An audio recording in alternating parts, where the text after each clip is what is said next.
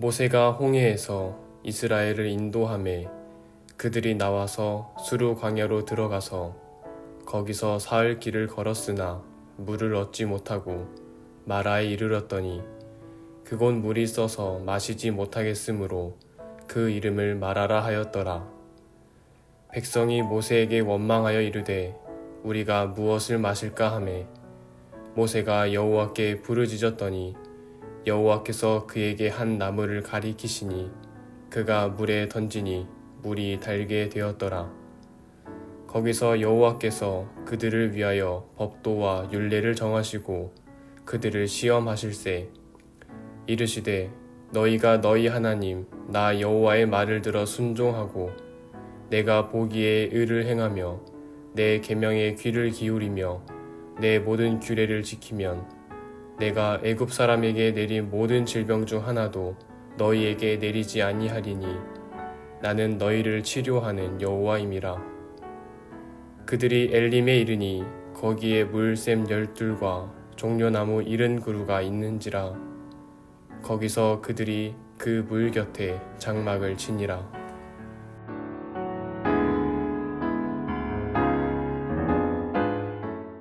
오늘은 창세기 15장 22절부터 27절까지 있는 말씀을 가지고 마라의 쓴물이라는 제목으로 하나님 말씀을 생각해 보도록 하겠습니다. 이스라엘 백성들이 그렇게 해서 홍해를 건넜잖아요. 건넜으니까 얼마나 신이 납니까? 너무 신이 나는 거예요. 모세가 저절로 노래가 나와요. 그래서 15장에는 모세의 노래가 나옵니다. 하나님 앞에 영광 돌리는 노래가 나와요.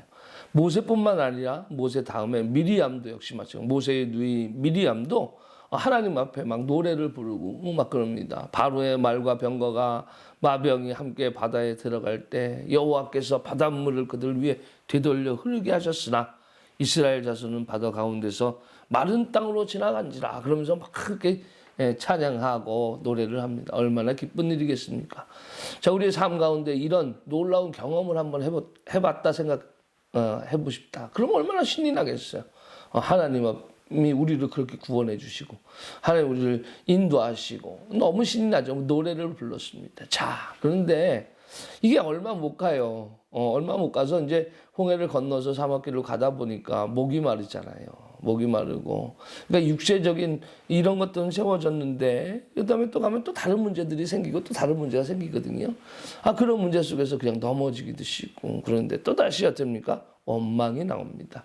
아까도 얘기했지만 출애굽을 한 사건도 굉장히 기쁜 일이지만 홍해 앞에서 원망했던 이스라엘 백성들 홍해를 건넌 것도 굉장히 큰 기쁨이지만 결국 또 목마름에 대한 또 원망이 있습니다. 아주 그거는 루틴과 같아요. 루틴과 같이 그냥 계속 반복적으로 그렇게 합니다.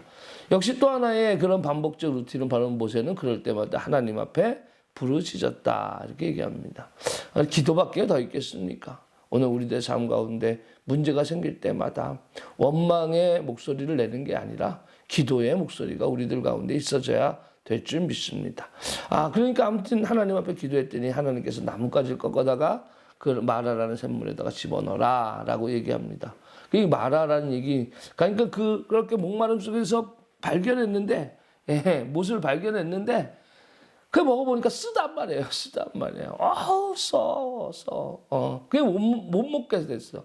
차라리 주시지 말지 말이야. 먹지도 못하는 물 주신 거 얼마나 또 그렇습니까? 그러니까 제가 이 농담 삼아서 먹지 마라. 그래서 먹지 마란 말이야. 그래가지고 마라라고 그러는데 그 마라의 쓴물 속에서 원망하고 그때 하나님 앞에 기도했더니 하나님께서 가지를 꺾어다가 그 마라의 샘물에 던져라 라고 이야기를 하니까 그 쓴물이 단물이 됐다라는 이야기.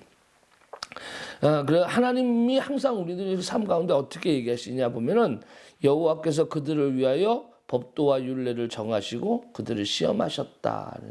하나님이 이렇게 다 이렇게 하신 다음에 그들이 그대로 지키는지 그들이 그대로 사는지 시험하고 계신다는 일이죠. 오늘 우리들의 삶 가운데 그런 일들이 있잖아요. 차라리 이런 일들이 안 생겼으면 좋은데 또 때로는 좀 불편한 일들, 힘든 일들, 어려운 일들이 생겨요. 근데 하나님은 그럴 때마다 우리가 그 문제 가운데서 세상 속에서 답을 얻기를 원하지 않으세요.